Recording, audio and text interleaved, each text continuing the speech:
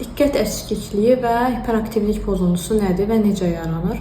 Belə ki, diqqət eksikliyi uşaqlarda bir əşyaya, bir mövzu üzərinə diqqəti verə bilməmə və mərkəzləşdirə bilməmə ilə bağlıdır. Hiperaktivlik isə həddən artıq hərəkətliliklə müşahidə olunur və bu zaman hətta uşaqlar hiperaktivlik artan dövrlərdə, yəni müalicə olunmazsa tiklərə belə çevrilə biləcək bir problemdir. Buna görə də valideynlər bəzən deyir ki, hiperaktivlikdir, hərəkətlilikdir, biz evdə bunun müalicəsini eləyə bilərik. Amma xeyr, bu müalicə psixoloq tərəfindən müalicə olunmazsa daha böyük fəsadlara, tiklərə gedib çıxarda bilər. Diqqət eksikliyi və hiperaktivlik pozuntusu olan uşaqlara həddən artıq hərəkətli oyunlar olmaz. Onlar daha çox oturaq oyunlar oynasalar daha yaxşı olar.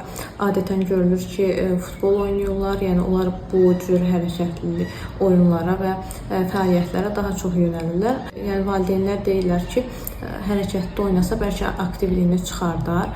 Amma əksinə onlar oturaq oyunlar oynasalar daha çox fəaliyyətlərini stabilləşdirə bilərlər.